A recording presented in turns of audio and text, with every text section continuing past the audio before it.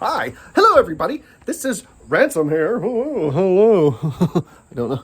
Okay, where's the camera? Where's the damn Oh! Wait, no. Yes. What? This is just a little intro here. We recorded a real long episode of Breaking Kayfabe, and I want to split it up. Not today, Satan. I want to split up this episode of Breaking Kayfabe into 2 episodes. So in order to do that, I want to record this quick little intro here. Forgive the hard beginning, the hard go. I lost my shoe. Forgive the hard go here on this second episode of Breaking Kayfabe for the week. But whoa, I didn't bother to hook this up to my selfie stick, so I'm just holding it with my arm. Lazy. Yeah. What? Good Lord, I forgot what I was saying. Forgive the hard go on this episode, but we wanted to break it up. I'm going to break up real quick into 2 episodes this week, so it's not a 2.5 hour long episode. Fuck that. So that's it. Everybody enjoy this second half of the Breaking Kayfabe episode, and we'll be back this coming week. Oh! It still got me. We'll be back this coming week with a new episode of the Pittsburgh Piledriverpodcast, probably talking wrestling. Maybe talking other stuff, maybe playing Among Us, maybe we won't be back. I don't know what's going to happen. I have no idea. I just show up when they tell me to show up. I don't plan any of this out, which is why it's a disaster. Or maybe it's why it's not a disaster because I don't plan it out. And, right? Thanks, everybody. Bye! Look, up in the sky. It's a bird. It's a plane. It's the Pittsburgh Piledriverpodcast. Breaking Kayfabe. Welcome to a world where you always get the girl. You may lose a fight or two, but you'll win if you get through. Face up and challenge all you ever knew since you could fall. Always looking somewhere else when it's all inside yourself. I wanna play until I die. Don't wanna lose my reasons why. Towards the sky, in a world that never ends. I keep coming back for more, keep coming back until I score. Always stronger than before, in a world that never ends.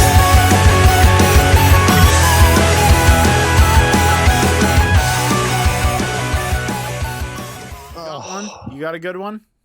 I don't know if it's a good one, but I mean, I got one. I feel like it's reminiscent of something I asked you guys before, but I can't. It's been so long since we've done one of these. Yup. That I can't freaking remember. I can't remember. All right. I'll wait for Tom to get back from his beer bath. Hello, Tom. Hi. Yeah. So you didn't have to wait long. All right. Yes, Thompson. Wait, what? Tom. Listen, suckers of cock. All right. Wow, this is a bit much. Okay. So, there's a cat that just jumped up on that wall. Wow, scared the shit out of me. Okay. Wow. Yeah, right? So, here we go. All right. Would you rather once a month at a random time for one day have your entire world turn into a Minecraft world or a Lego Star Wars world? Oh. Now, mind you, you're not playing the game. Like, you're still... Like, life is still life. Like, you still have to worry about getting up, going to work. You can still be fired IRL. Like, everything is the same, only... Like, everything about your daily routine is the same. Everything is awesome. Only it's either Lego Star Wars or Minecraft.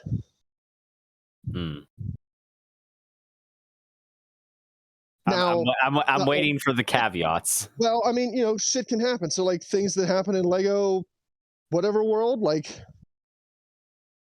that shit happens. Like, if you wreck your car, it bursts into blocks. And you have to get up, pick yourself up and build your car back together. Okay. Yeah, but Or it's holding down the A button and just making a motion, and it rebuilds itself. So no, man, I mean, you're like your life, so you got to find the blocks. Okay. Ah, Put them they're back there. together. Or They're there. It's not as easy as pushing the A button though. Or, with Minecraft, like you get if you're out griefers. roaming about at night, you might run into like a fucking skeleton or an enderman or I already do that. I live down in the dregs of Clearfield.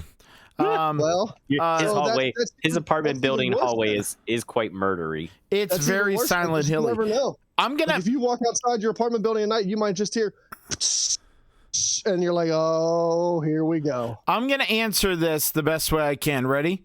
Let's see if I can do a good imitation. Ooh, All right, ooh. I'll do Minecraft. I'll take that as Minecraft. Yep. I was gonna say I've never played Minecraft, so I What? like Legos. I never played Minecraft. I fucking hate Minecraft, and I've played the shit out of it. I fucking hate it, and I played it. Well, good for you for doing shit that you fucking, good for you for being a fucking a masochist. I don't Welcome have to be my with dating life, Tom.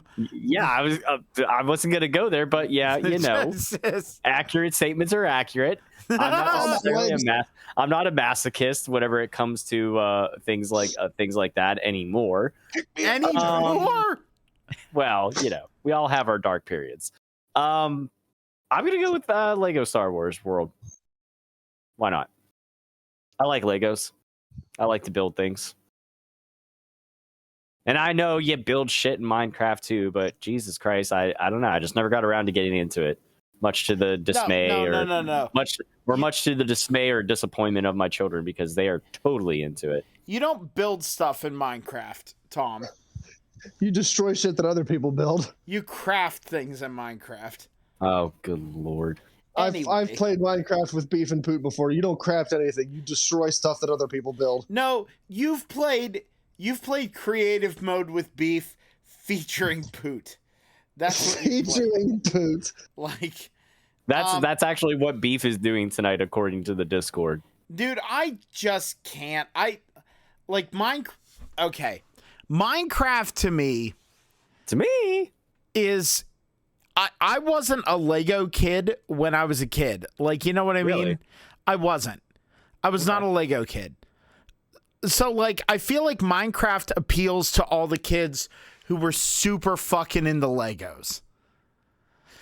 It All just right. doesn't do it for me, man. Like, I don't enjoy it because I don't know. The music is great. The concept is good. The gameplay is fun. But just to me, it's boring as dicks. It's so boring. Like I'm just like, nah. Like it literally is nah. Like that no. Like I can accept that. I get it. Like but I will still stand by the statement that I have put more time into Minecraft than I care to admit. Tom being the professional streamer out of us has never set his toe in fucking Minecraft. Hold on, let's not say things we can't take back because over the last number of months I've been anything but professional. But go on. No, you're always professional, buddy. I love you, and you're chode. The anyway, but well, I've got another one. I've got another question. What?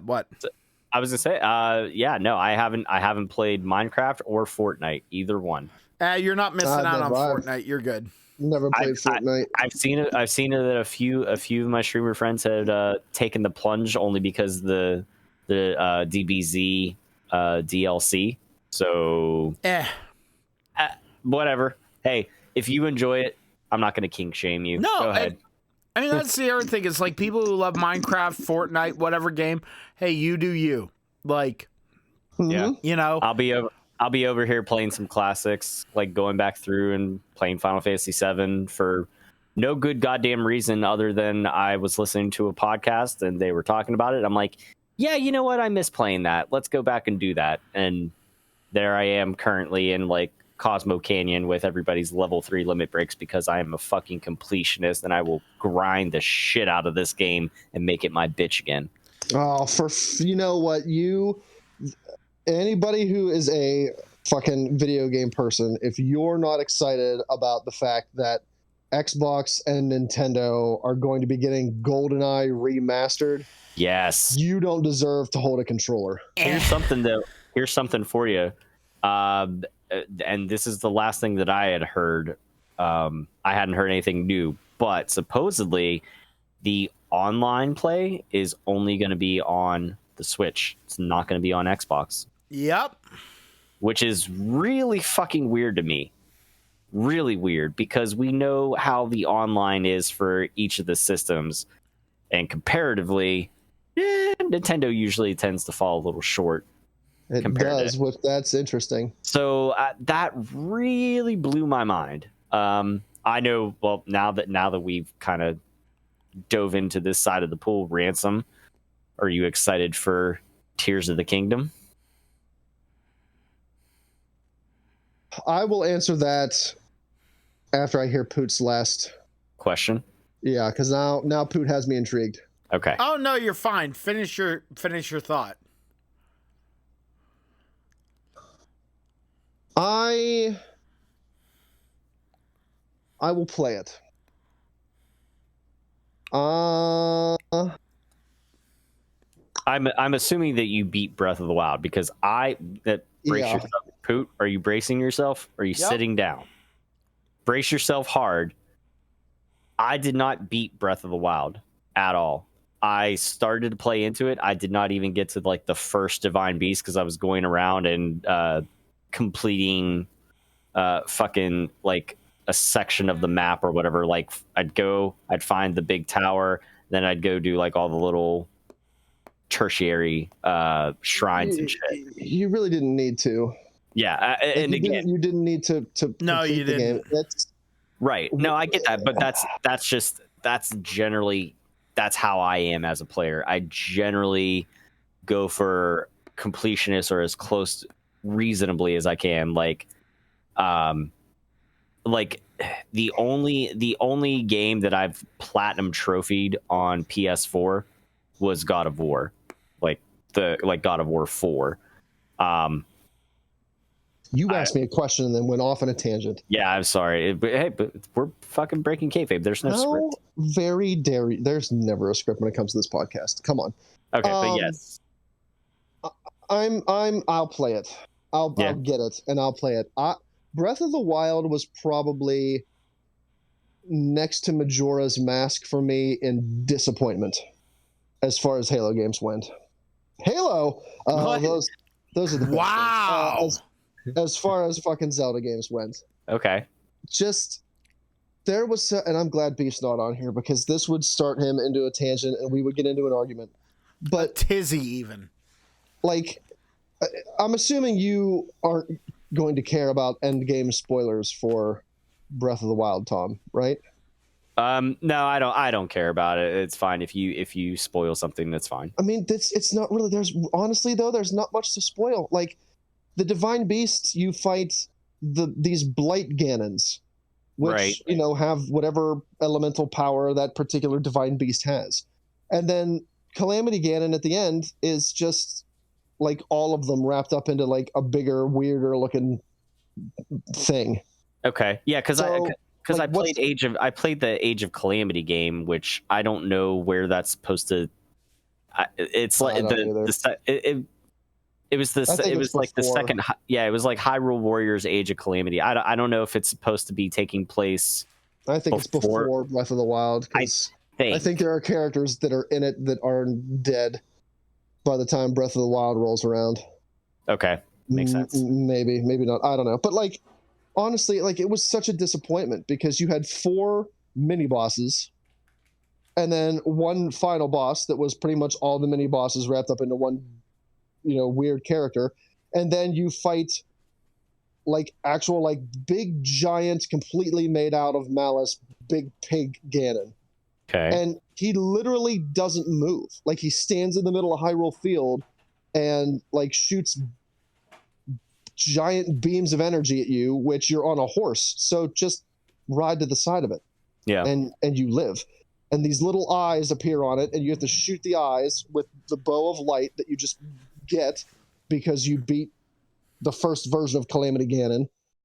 and then you eventually shoot these little like those fucking malice eyes that show up until you shoot the final one, and then he's done, and that's game over. It's the most anticlimactic Zelda game ever as far as the boss and gameplay.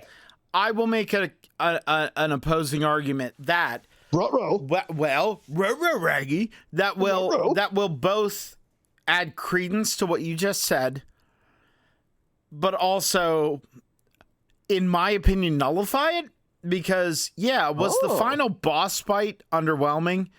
Yeah, sure. Especially if you beat all 4 divine beasts. Sure. It was underwhelming because all 4 divine beasts took his health down to half. Yeah. I think half. Sure. It makes the first version of Calamity Ganon, which arguably is the best one, that much easier. And then the second version of Calamity Ganon is basically a cinematic sequence. It's not hard. However, I would argue that game, that's that spicy ramen, baby. I had Nissan Fire Chicken Ramen. Yep. Good shit, man. That's so Bachelor good. Chow right there. That's so good. But anyway, the ending battle doesn't matter. Okay. Because the rest of the game is such a fucking great adventure that it proves that a good game is, and a game like that is not about the ending, the destination. It's about the journey. The rest of the game was so fun and so good to go, what's over that ridge? What's over that hill? Look at this neat little place I found. Oh man, what's this island out here in the middle of nowhere? Can I make it there? Oh, whoa, look at what's cool on this island. The rest of the game, I regret nothing from that game. It was wildly enjoyable. Let's have an argument. So, it was an open world Zelda game. Yeah.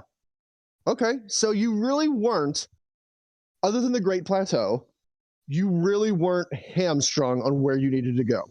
Once you got off the Great Plateau, kind of the tutorial. You could just go. You could just go, baby.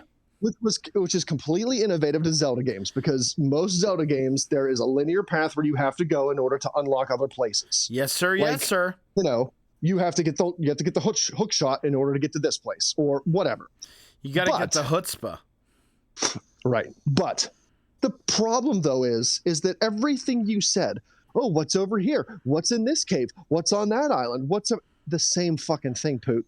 It's the same thing. Moblins, bokoblins, or if it's nighttime, skeleton versions of those things. That's all it is. Oh, man. Yes, it is. It's the same exact thing. Or, I discovered a what are those things? A shrine. Ooh, I discovered a shrine. Okay, great. I got to run through it and jump here, do this thing, and then I get a piece of whoop-de-doo. There were no the biggest dungeons, which is by far probably one of the things that make Zelda games one of the most interesting, is the fact that you have all these unique dungeons. None of them were unique. They're all basically the same bullshit. Dude, no enemies other than maybe a few weird spider robots, and that was it. It was completely open world, but it was very, very repetitive. I fucking adore. My thing, it wasn't even the enemies that you ran into or whatever. It was the feeling of when you were a kid. And I know this sounds like a silly analogy, but stick with me. I'm here for it. Who remembers when you were a kid going into a giant department store or a furniture store? Raise your hands. Yep. My hand's up. Right? And what did it feel like? It felt like the world was huge. It felt like a big giant world. Yeah, big giant world. And what'd you do? What did you do? What was the first thing that you did when you went running around?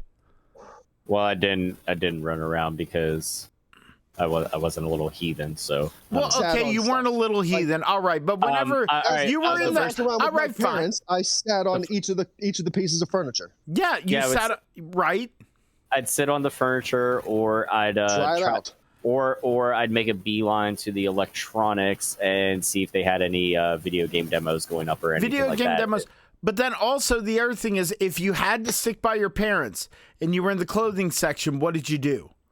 Hide in the clothes. Hide in the clothes. Like, that's my point, is that it appealed to that sense in you that it's like that adventure, that like, what's in here? What's around here? What fun can I make?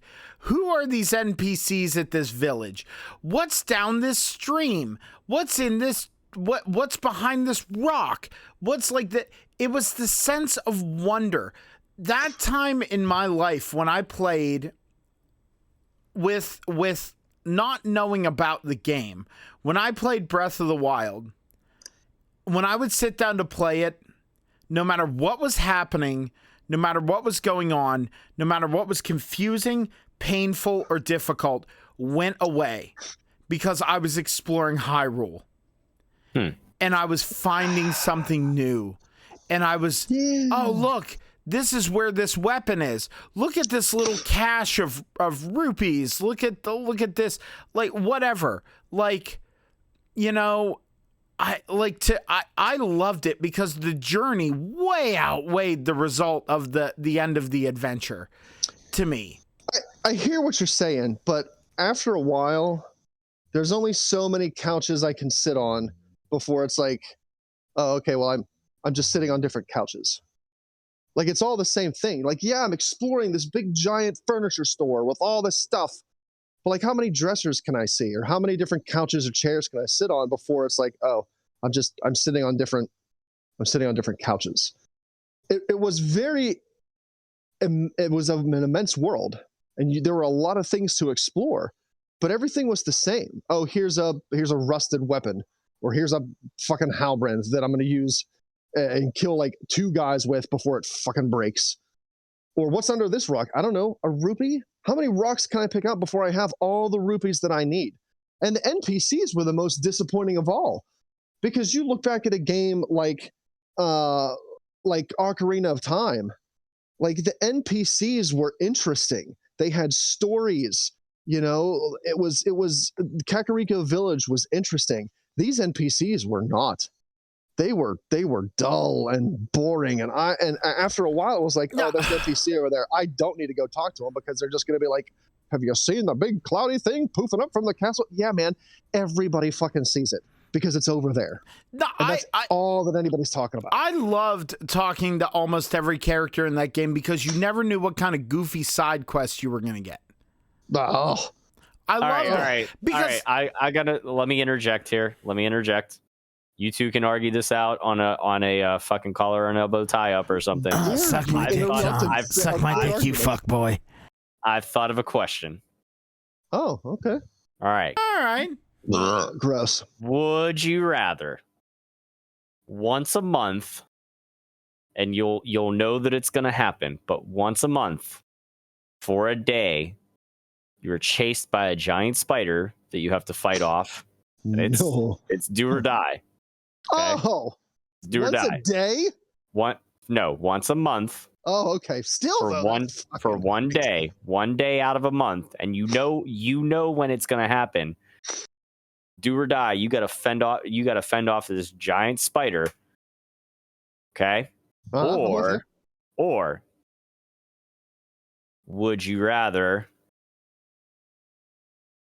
randomly at some point once a month have to fend off somebody that's close to you or whatever? Not necessarily do or die, maybe, but you don't know when it's going to happen. You don't know when it's going to happen. You don't know who it's going to be. It's going to be somebody like close to you, somebody that you're very familiar with. So it's going to be a surprise. Like, you come home one day and all of a sudden, Tara says to you, "Oh, hey, yeah, Ransom, my nobody that I live with will fight me." Okay.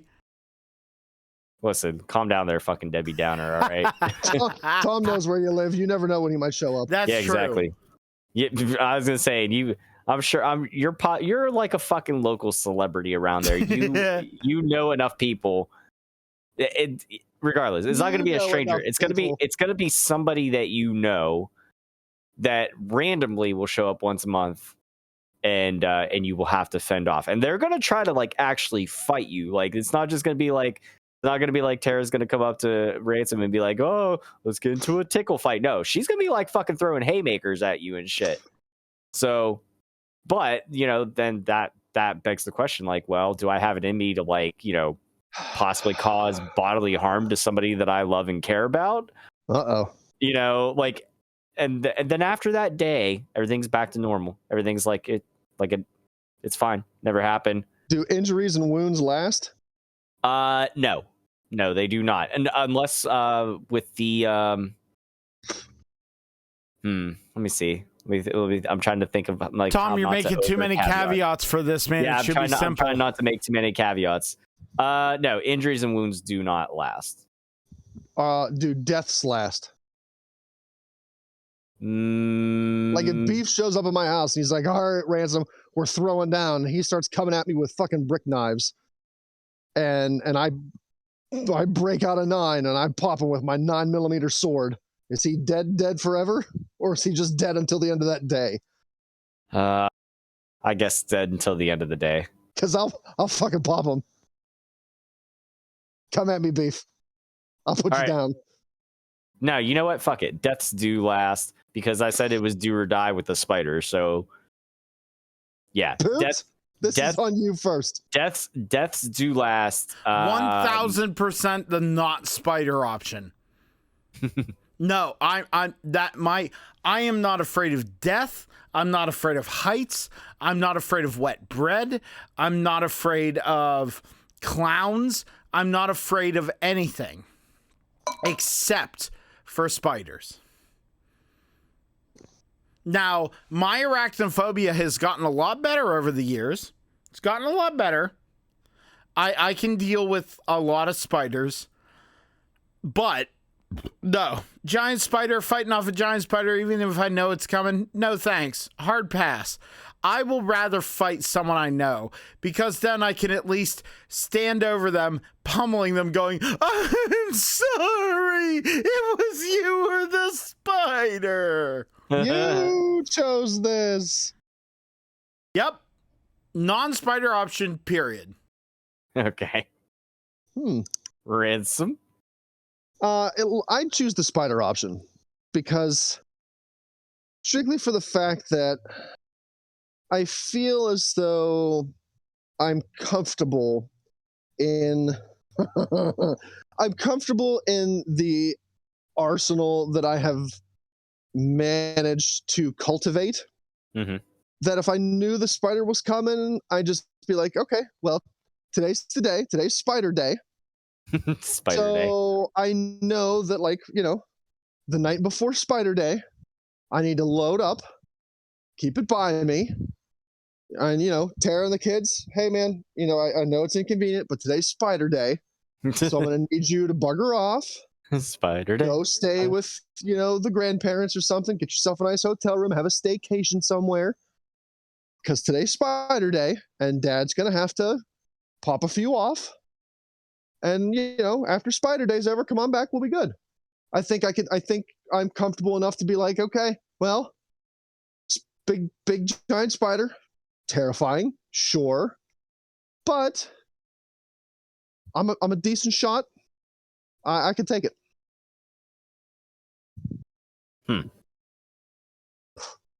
Because I don't want to, because if it's permanent, like I can kill a spider once a month, all day, no problem. But I don't want to risk having one of those bad days, and suddenly, fucking here's Beef in my driveway. All right, Ransom, we're throwing down. Like I don't want to do it. Like I don't want to deal with the consequences of I did some harm to somebody that okay, now I got to live with this consequence. Yeah, but No, see, the I thing don't want is, you that. got to learn how to pull your punches, man. Get that anger out, but still pull your punch that you don't have to kill or permanently injure someone. Like some people I'd be good though. Like some people I could evade. Like, again, no offense to Beef, but like if I got home and there he was, like piling his fists together or, tossing the brick knife up in the air, like, all right, you ready to go, Ransom? I feel like I should be like, oh, well, I'm just going to go. Like, I'm just going to go. Like, I'm going to drive away or I'm going to briskly jog away and I'll evade him. Not a problem. But I show up back at home and there's fucking Tom, a goddamn Marine. No, man, I'm not going to roll that dice. Like, I'm not, no. Like, even if there's no weapons involved, I'm not confident that I'm not going to get just dragged into a pile of my own exposed flesh. and granted, I've lost a lot of weight and I've gotten real good at cardio, but I'm not going to roll the dice that I'm going to be able to outrun Tom. So, like I don't want to have to. Spider, I have no problem. Like, oh, it's showing up. All right, I'll kill it with no remorse. But I don't want to have to try to roll the dice on like, okay, do I try to fight this friend? Do I try to run from this friend? Do I have to deal with the consequences afterwards of like, if I beat the friend up or if the friend beats me up, like, what are we going to do afterwards? Nope. My thing is, I want to say, not only do I hate spiders, but I go like, all right, whoever shows up my door to try and kick my ass, I've wondered if I'm stronger than you.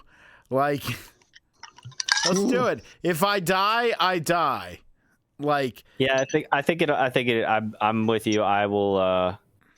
I'll take the non-spider option. I'm not a big fan of spiders, and death by spider is probably one of the worst ways I could go besides like drowning. Yeah. Me in the water. Me and water don't mix well. I'm not buoyant. I don't float. Well, yeah, because you got no fat on you. Yeah, well, that and I'm not relaxed in the water. So I don't float. Isn't that funny? Beef and I talk about it all the time, how fat guys are super graceful in the water, and you skinny, in shape, attractive people who are beautiful and sexy and stay out of my dreams.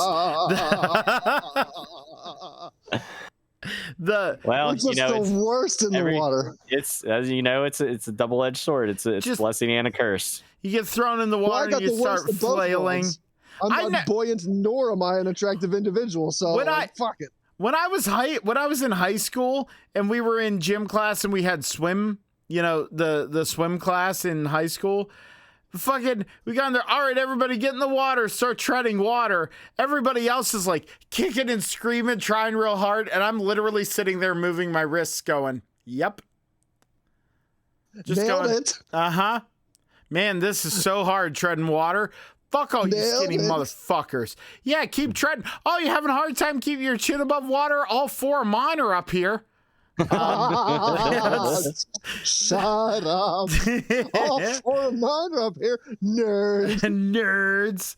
Nerds. But, all right, I got a good one. This isn't a would you rather. Man. This is $1 million but. Oh, yes. All right.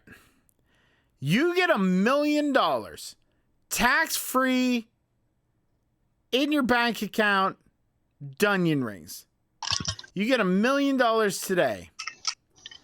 But every 100th step you take, for 5 seconds after you take that step, you break your ankle. Nope. It's only for 5 seconds, and then it's fixed. No pain, no repercussions. It's every one. You know what? I'll sweeten the pot. Not every 100 steps, every 1,000 steps. Every 1,000 steps, you break your ankle. Whatever ankle you're stepping on, it breaks. Dude. And for 5 seconds, you feel the ramifications of that. And then it's gone. Every 1,000 steps? Every 1,000 steps. Poot? Do you know how many steps I take in a day? Yeah, that's what I'm saying. Like, I would have broken my ankle 23 times today. Yeah. Yeah. All right. Fuck that. Okay, wait. So That's run this. 23 times of bone-breaking pain. You have $1 million in your bank account, though. Dude, I'm living comfortably right now with just the pain in my back. I don't want to have to deal with $1 million. Plus, man, it's 2022. $1 million ain't gonna get you very far. Okay, wait. Run this by me one more time because I was like right. half distracted. So it's $1 million, but Okay, you get you know what? Even because Tom didn't hear it, I'm going to re-sweeten the pot. Let's see if we could change Ransom's mind. Oh, You get $1 million every year okay. for the rest of your days. For the rest of your days, you get $1 million salary. Oh, But every one, you know what? Fine. Every 5,000 steps you take, you break your ankle. But it only lasts for 5 seconds. After that 5 seconds, it resets. And you're fine. You are perfectly fine. Healthy, nothing's wrong. fuck. So this is a one time a year, every January 1st, 2020 to 2020X, whatever it is, you get $1 million. The first of every year for the rest of your life, you get $1 million. But every 5,000 steps you take, you break your ankle, it hurts for 5 seconds, and then it resets. I am not going to take the money because I walk at least 20,000 steps a day on a given work day. Mhm. I can't, and especially because it'd be in the middle of my work day too. I can't do it currently. Now, you know, something changes in my life or whatever, maybe, but no, as it would stand right now, nope, not worth it. And I have a pretty high threshold of pain, I say, but yeah, I can't. You people are nuts. You're nuts. I'm on my feet all day at work. I guarantee you I take at least 10,000 steps while I'm at work. So that's 2 broken ankles a day, minimum. Fuck you. I'm taking that money and running. If I get $1 million salary every year and every 5,000 steps my ankle breaks, suck my dick. I'll break my ankle as many times as I have to. It only hurts for 5 seconds. I know what it's like to break a bone. Eventually, it would become mundane. The biggest pain in the ass is that you would have to count your steps so that you can go, all right, 4,999. All right, here we go. Crack. Here we go. This is terrible. Oh my God. Everything sucks. Oh, it's better. That's it. That's it. I don't know. I'm still not fully You're convinced. warped. You're warped. You're warped if you don't take that deal. You're warped. You're warped. If you don't take this deal, you're dumb as 7 bags of hammers and nutsacks. I would have then. to say no too. Oh my God. Jesus. Beef, future beef, back me up on this. I would break my ankle minimum, if depending on how busy of a day it is, minimum 10 times a day for $1 million a year salary for the rest of my life. Fuck you. Okay, all right. So all right. Let me Okay, ask all you this. All right, Poot. Okay, all right, Poot. All right. Okay, all right. So my answer's still no, but let me ask you this then. Same scenario. Only every 5,000 steps, instead of you breaking your own ankle, you have to break the ankle of someone you love. Not All like, right. oh, this is my, my buddy that, I went to high school with. I'll but break no. Ransom's ankle every day. Okay. Wow. Jesus. Okay. That All also right. means You're I that- love you. That also you're that means kind I of- love you. Yeah, doesn't mean shit to me, son. How very dare you? No, joking aside, go on. No, but that's it. Like, you get $1,000 a year. $1,000 a year? I'm not breaking your ankle. Sorry. I wasn't paying attention. $1 million a year, but you have to break the ankle of somebody that you love. Now, does it repair immediately? You can't fake it. Huh? It lasts for 5 seconds. Oh, fuck yeah. Oh, my God, yeah. Wow. Because what I would do is I would pick someone, I would have a rotating thing, and every person, I would just go, here's $1,000. Dude, if you broke my ankle for $1,000, but it would only last 5 seconds. It would last 5 seconds. No, man, that's not like whacking someone on the shoulder with a stiff punch, being like, pow, I love you, buddy. I mean, that's still gonna piss me off. Like, hey, man, why'd you fucking hit me? But like, no, you're breaking my ankle for $1 million, and you're gonna give me $1,000? Yeah, I'll give you $1,000. Because I'd make a contract deal with you. Hey, for the next 4 months, I'll give you $1,000 every time I got to break your ankle. I would not break my own ankle for $1 million, let alone be cool with you breaking my ankle for fucking 4. No, what kind of person are you? Well, I'm the best kind of person because I'm secure. It's 5 seconds. It's 5 seconds of pain. If I broke your ankle and you had to go through the whole recovery process, hell no. I wouldn't do that. I wouldn't want my buddy Ransom to go through that. But if it's like snap your ankle and for 5 seconds I caress your cheek and go, shh, shh, shh, it'll be over in a minute. Shh, shh, shh, shh, shh. And then it's done. We have beers and shots of gin and tequila. Dude, you break my ankle for $4,000. The only shot you're going to get's not coming out of a shot glass. You think I only take 5,000 steps in a month, by the way? What are you trying? No. Because I said I would give you the contract. I think you take a lot more than that. Fine. Hell no. Tom, do you want this deal? No, I'm actually. I was just about to say I have a phone call I got to take, so I gotta run. Tom's like, fuck yeah, okay. Yeah. So are you leaving? Are you done? Done? Yeah. I gotta run. Bye, Tom. We love you. All right. Bye. Bye, guys. Thanks, everybody. Bye. Sick son of a bitch. What is wrong? How dare you? I know Beef would take that. Well, I don't know that Beef would take that deal. He would take that deal. There is no chance in hell. It's 5 seconds of pain. I just don't think that there's any chance that he's going to break Brittany's ankle and put her through pain. Even if it's 5 seconds of pain, put her through a bone-breaking pain for $1 million. Like, I don't know that he'd do it.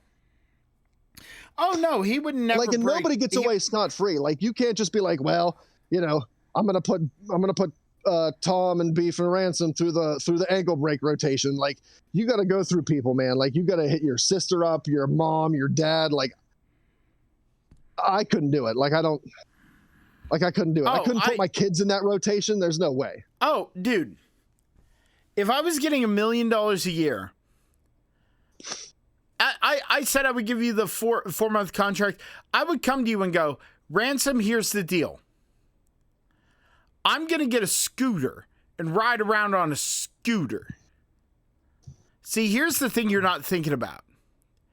What if you don't get to choose? I'm going to get a scooter, ride around on a scooter or in a wheelchair and spend the bulk of my time, not all of it, the bulk of my time in that wheelchair. And then I would pay you, here's the deal, a year contract.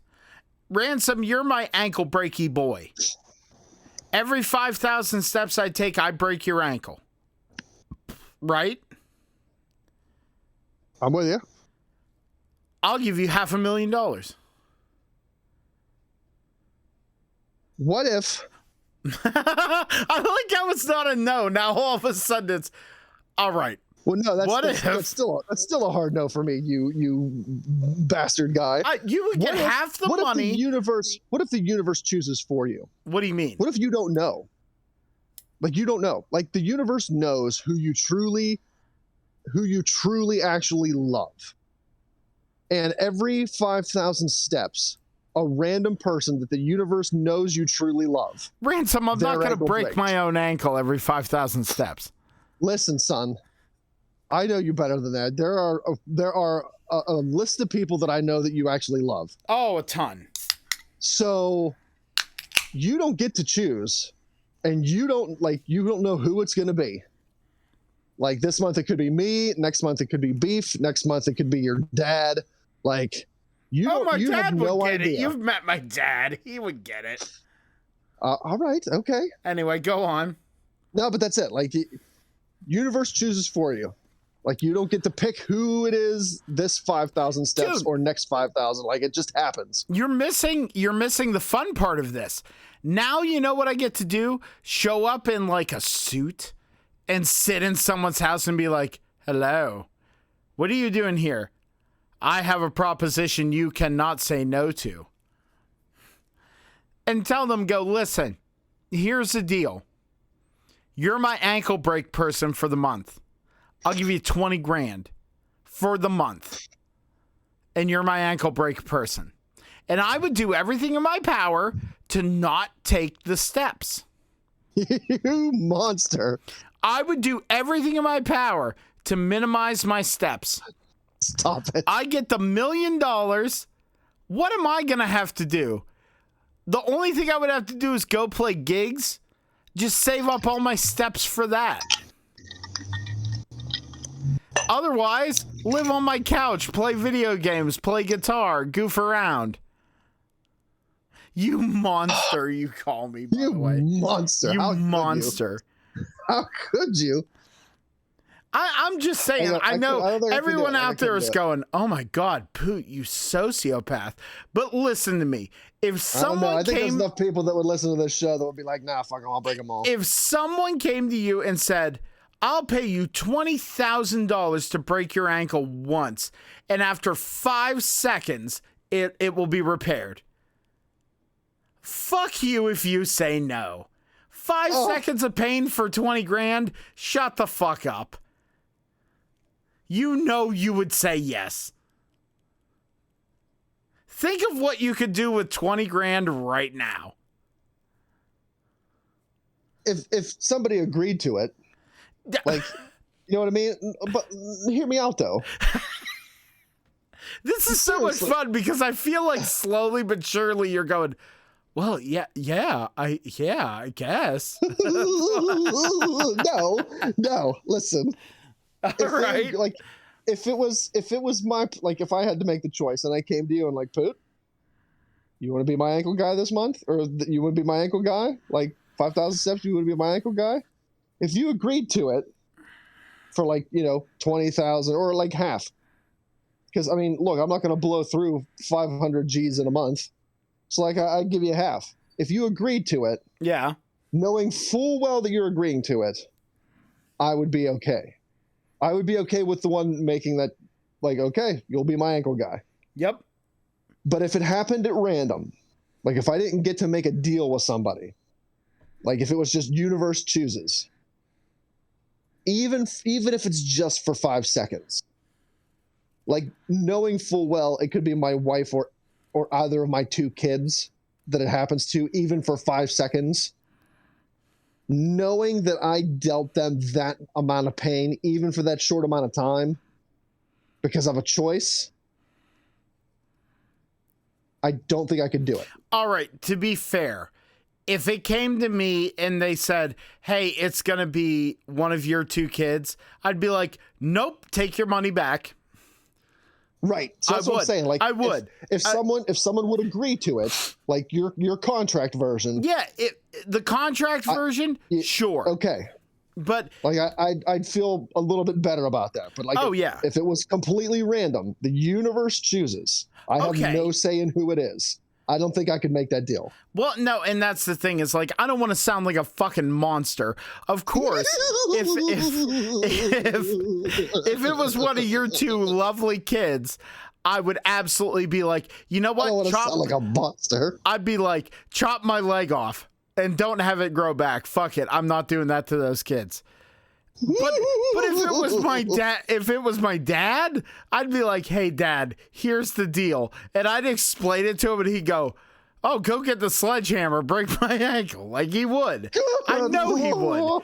He would be like, that's stupid not to. Because it's only going to hurt me for 5 seconds. Hell yeah. He would. Now, if they came to me and said, do it to my sister, I'd be like, yeah, we're not doing that.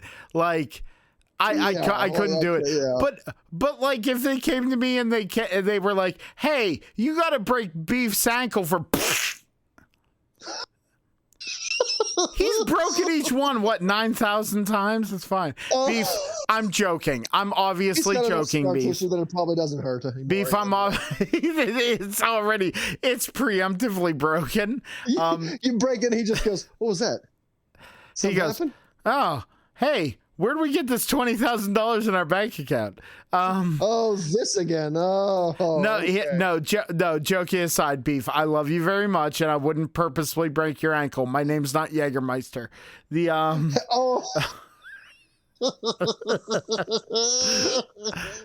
Oh man, that deer has it out for him so bad. Dude, it has it out for all of us.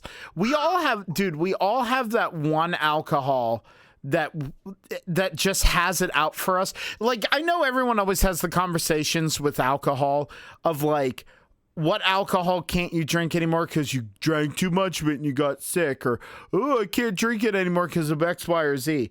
Dude, like we all have that one alcohol that we just can't stop drinking, that just does not like us. What's that for you? That I can't stop drinking? Well, not like in an alcoholic sense. Like, I mean, it's that alcohol that, like, no matter how many times you wake up the next morning and go, fuck, I'm never drinking X, Y, or Z again, you still do. Honestly, I don't think I have that. Really? Oh, excuse me. Yeah, no, I don't think I do. But just because, I mean, I'm pretty boring when it comes to alcohol. I have a very few things in my rotation, and like I don't know. I think I'm too old. Like once I get to a certain point of drinking, I'm like, oh, I know I should stop here because if I have more, it'll be a problem. And I'm good. Like I stop and I'm good. I have that alcohol though, where like, if I drink it, I immediately feel like that gag reflex, like the last time this was bad. Yeah, that's 99 apples. Oh, mm-hmm. Because I drank that at one point in college until I fairly certain I was on the border of alcohol poisoning. I remember that story. You told that on a Breaking Kayfabe one time. Yeah, it was fucking bad. And even to this day, like the last time my kids spent the night at my parents' house, Tara and I stopped at the liquor store. We're like, all right, you know what? We're going to have a nice relaxing night. We're going to have some drinks, maybe do a couple shots, watch a few movies. It'll be, a fun adult night. And they happen to have like those little like airplane bottles. Like the liquor store will have like that cabinet full of like those little the little bottles. What I like to call roadie sized. Yes. Anyway, yes. Go on. So the last time that happened, like the last time they spent the night at my parents' house, I got like a thing of rum. We were going to do some rum and cokes, and it was on a whim. I just happened to see those little roadie bottles of 99 apples, and I thought, all right, I'll get one for each of us. It'll be fine. A little bit of nostalgia. Yeah, a little bit of college nostalgia would be fine. And it's not like I got plastered and then decided to drink it and it was a mistake. I was half a rum and coke in, and we busted those out. We're like, all right, let's do a shot of these. And I had that 99 apples, and I immediately had that like moment where like, oh, I thought it was coming back. Like I as soon as it went down, I thought it was coming back up. Like it was not fun. And like, I can't do it with that. I get you. Mine, yeah, but see, that's one that you could like, you've walked away from. You just decided to have a little nostalgia moment. You know what I mean? Like, for me, weirdly enough, you would think it would be Jägermeister, what with my proclivity for enjoying Jägermeister. Yeah. It's not. Jaeger has never really hurt me that hard. Never. Because I can always pace myself with deer's blood. I just can. Deer's blood? Yeah, deer's blood. I can just pace myself with it. Jaeger has never hurt me that hard. And even most liquors never really hurt me that hard. It's usually beer. Beer is the thing that, like, there are some beers that I go never again, and yet I still get it. Really? Oh yeah, dude. If I drink mixed drinks all night, never have a hangover. Never. Oh. Because I can pace myself really well on liquor. I can. Okay. Unless it's strict shots. If it's strict shots, that's a whole different can of worms. Yeah. But if we're talking just mixed drinks I can pace myself really well on. Beer, I can't. Beer, I don't pace myself really well with. That's why I tend to buy low volumes of beer whenever I'm going to spend a night drinking beer. Because I know if I buy, a 12 pack or a 30 rack of something, it'll get away from me. And then I'll feel like garbage or I'll make an ass out of myself. Liquor, I think the one gun to my head, though, if we're talking strictly liquor, for me, it would absolutely 100% be Jameson. I have had so many fantastic nights, but terrible mornings on Jameson. Oh, that's interesting. And but because Jameson and Coke, you'd think it'd be Crown and Coke for my proclivity for Crown and Coke, but Crown and Cokes never lead me that far astray because eventually they start tasting funny and I go, yeah, I'm done. Like it's just, you know what I mean? Jameson though, nope. I could drink Jameson forever. And that's the problem. That's the problem. I get all goofy on it. Now, if you want to go pure shots, that would be tequila, my friend. No, I can't. Oh, I'm not good with tequila.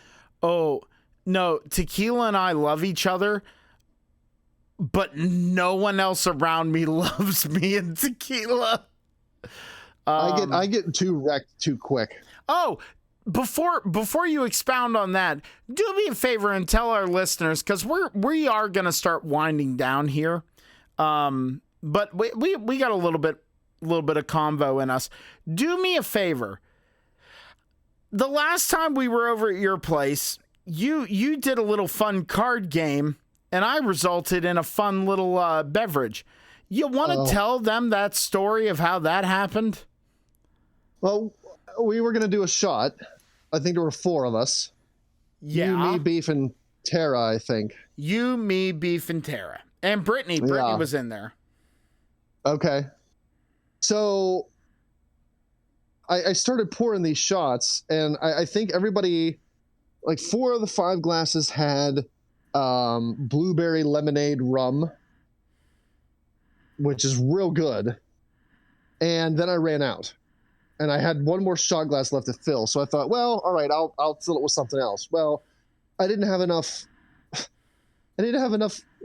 anything really in the liquor cabinet to fill a shot glass by itself. So I did have, I did have a little bit of tequila and a little bit of gin. Uh-huh. So I filled a shot glass with half tequila and half gin. So everything was clear, so no one was going to be like, oh, well, this one's the problem. So I wrote 1 through 5 on a piece of paper and set it beside each shot glass. And then I wrote 1 through 5 on a piece of paper and handed them out. I think that's how it happened. Or no, it had something to do with cards. No, the way you did it was you had each one of us pick a card out of a deck. Whoever had the highest card got to choose a number 1 through 5.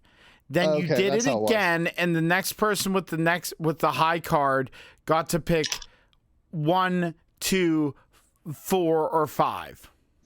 Yeah, like I got to pick out of the numbers that were left. Yeah. So everybody picked a card, and everybody got their number. Mine was last, by the way. Yeah, and we went out to the kitchen, and it just so happened that Poot was the unlucky one that wound up picking the shot of half tequila, half gin. Half tequila, half gin. Everybody else got alcohol candy, and I got half tequila and half gin. Both 2 liquors I love very much. Shots of tequila. The ex turned me on to tequila. That was something that I have learned how to enjoy very much. So the other thing I love is gin. During the summer, gin and tonics on a hot day, that is close to heaven, my friends. But if you put half a shot of tequila and half a shot of gin together, it tastes like your grandpa's nutsack. It's fucking terrible.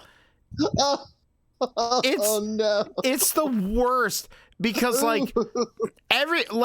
and the thing was, I remember standing out there, everyone had their clear shot glasses. You had no clue because you mixed everything up. And unless I'm wrong and you had a clue and you switched things around. No, I think I poured them all into clear shot glasses and then just mixed them all up. And mixed them up.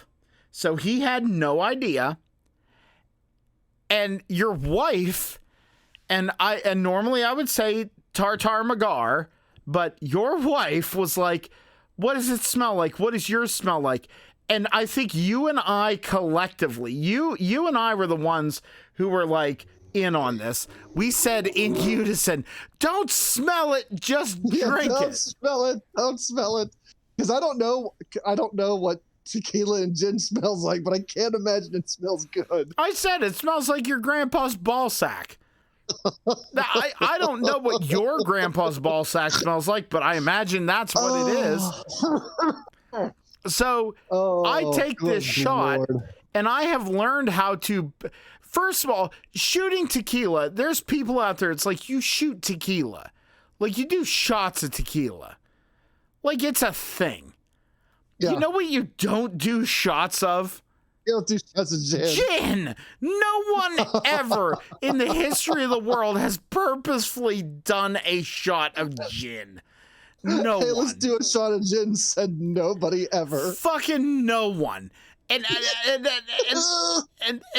so motherfucker. Fucking no one. Fucking no one. And so motherfucker, it gets halfway down my gullet, and my body put a hand up and went, nope, and shoved it back up. And I'm sitting there having flashbacks to the first time that I had tequila. And my body did that because I used to hate tequila. So the first time I had tequila was in a Four Horsemen shot. And for those, was that a car that went by or toilet flushing? That was a very poorly put together rice burner. Nice. So the first time that I ever had tequila, it was in a Four Horsemen. For those out there who are the uninitiated, a Four Horsemen is Jim, Jack, Johnny, so whiskeys, and then Jose Cuervo. Oh, gross. So it's 3 whiskeys and a tequila. I took that shot And my body went, yes, yes, yes. And then went, no. And it came right back up. Oh! All over the place. My body was like, we do not like vodka strained through a gym sock. Now, I've learned that I had bad tequila. Good tequila is good. Good tequila is awesome. But like, when you handed me that shot and I took that shot, it got halfway down my throat, and my body was like, we don't do shots of gin, and it pushed it back up into my mouth. And we don't do shots of gin. And I put my fist up to my mouth, and I was grimacing, and fucking Fauntleroy over here is laughing his ass off. And Tara and Brittany, I knew you were the one that had the thing. You yucking it up over there. Beef started yucking it up because he knew what was going on. And Brittany and Tara were like, "What'd you get, Poot?" And I wanted to finish that shot and go, "Oh, the blueberry tequila, the blueberry vodka. It was delicious." Just like fucking like half, but again, the crime here is half tequila, half gin. What maniac does that? What maniac does that? I was literally going, oh, he made this up. He made this shot on purpose. And then you were just like, no, I didn't have any more clear liquor. And I'm like, you're a fucking nightmare. Like, I was like, you could have just made it water. You could have made it water. But no, you're like, oh, I only have half a shot of tequila. You know what'll make this better? Gin. Oh, good Lord. You fucking psycho. What'll make it better? Gin. Gin. What kind of gin was it, by the way? Bombay Sapphire. At least it was a good gin. Like, hey, I bought that to make gin and tonics with, and I ran out of it. Yes. You know what? Really, honestly, though, I think the real crime was what? I mixed two good alcohols together, which resulted in one very terrible thing. Oh, it tasted... I had the Bombay Sapphire gin, which is good gin.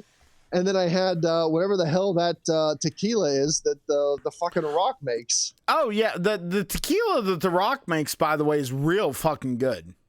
Yeah, like, they were both, like, pretty decent quality alcohols, but combining them together did not go over. You know what pissed me off? The thing is, you're like, it was combining two good liquors to make this horrible thing. You combine these two liquors. You know what it tasted like? It tasted like tequila that got dumped by its high school crush. It tasted like gin that got kicked in the balls. It tasted like my very first experience smoking weed. Like, it tasted like when I got dumped from a job that paid me $250 every 2 weeks. Like, it was every bad thing that's ever happened in my life condensed into a shot glass made by a madman. It was not good. But it was the shot glass version of the word nope. Yeah. Like, that's what it was. It was the liquor version of the term nope. It was, but I wouldn't trade that shot for the world because my reaction was the best because I put my hand up to my mouth and grimaced. And it came back up and I saw your face. And you had such joy on your fucking face. You were so happy that I was just like, this is what he wanted. This was the ideal situation. Because Beef would have spit it out. He'd have spit it out. He might have taken it though. He might have taken it. Well, okay. Of everyone involved, I think myself and Beef were the most likely to actually finish the fucking thing. I would have finished it and I would have hated it. I think Tara would have spit it out. Tara would have spit it out. I think Brittany would have probably spit it out too. The only person that I was really afraid of getting that shot was Tara. Oh, really? Why? Because she'd be pissed. She'd be like, what the fuck was that? That was horrible. You're the worst. Well, that's why she smelled it. And I'm like, and she said, Poot, smell this. And I smelled hers and it smelled like a fucking Yankee candle. I was like, Tara, you're good. A Yankee candle. I smelled mine and it smelled like this is the next 30 years of your life, Poot. Like, it smelled like a Mexican pine tree. Oh my God. It smelled like a cactus that really likes going to Aspen. My gosh. Yeah, not good. Not good. It smelled like a pine tree that decided that, you know what, Brazil's a good idea. Like fucking yeah, let me go grow there. That'll work. I like fucking it. But still, I'm not gonna trade that story for anything. Because you know what, the next thing I want to do is, like, when we all get together. What, do an actual proper game of landmines? What is that? Oh, no, finish your thought and I'll tell you what landmines are and then we'll wrap up the podcast. All right. What I want to do is I want to get like 5 of those little roadie bottles of just different stuff and dump them into, shot glasses to where, I mean, they might look different. They're going to look different and smell different, but no one's going to know what they're getting. So like someone might get 99 apples. Someone might get Jaeger. Someone might get tequila. Someone might get like a little bottle of Jim Beam. Like that's what I want to do next time. And I wasn't thinking about it, excuse me, like beforehand, or else I would have planned for that. But I think next time that's what I'll do is I'll get like 5 airplane bottles, pour them all into shot glasses so nobody knows what they got. And then just kind of like have everybody draw the card again. That's kind of... That'll be better because at least it's not something terrible mixed together. Well, that's a longer version. It's a more interesting version of landmines. So landmines, you go out to the store and you buy the disposable shot glasses. Okay. And you get... Now, you can do it with any clear liquor, but I'm using this as an example. You get an 8x8 square, right? Okay. Do an 8x8 square of shot glasses. You have an impartial person. Well, ooh, okay. You can also line them up. What you do, ideally, what you do is you have someone fill, like separate them out into even amounts into 3 separate groups. Belch. So you can do, but it has to be water, vodka, and tequila. So they all look identical, right? Okay. You fill them up and then you all go into a separate room and then one by one you go in there and you each choose a glass and place it somewhere on a grid. Then once the grid is completely filled, then you just start taking shots. Ooh, that's interesting. I might like to do that better. And you could do rock, paper, scissors to see who takes the shot, or you can come up with some game to see, all right, so there's 5 of us playing. Who takes the shot this time? Like you can have like me versus you, and we do rock, paper, scissors. Best 2 out of 3 takes a random shot. It could be water. It could be vodka. It could be tequila. Okay. And the idea is, too, that you have more water on the board than alcohol. But when I played it, the first time I played it, it was a 16 by 16 grid. Oh, my gosh. And they said most of it is water. And they said only some of it is tequila. Most of it is vodka. And we were like, oh, okay. Well, every time it was like probably 9 rounds in, people kept picking vodka and tequila. We were like, wait a minute. And we worked out the math. And we were like, someone should have gotten water by now. And they went, yeah, someone shouldn't have, shouldn't they? It was all vodka and tequila, literally 50-50.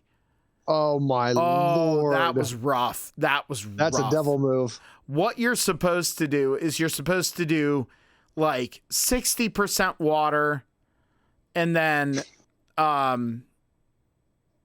split the rest like tequila and vodka. Okay. Yeah. Or you could do it 3 equal parts, or you could be like, hey, there's water, there's 99 bananas, there's vodka, there's whatever clear liquors. You know what I mean? Yeah. Or you could do... that's neat. I'm going to have to do that next time. Or what I also like is you can do... if you could figure out the consistency, you could do whiskey, rum, or coffee. Whiskey, rum, or coffee is also pretty good. Oh, that's interesting.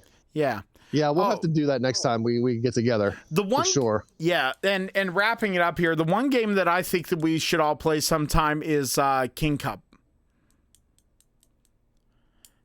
Did you ever play that? Did you never play King Cup in college?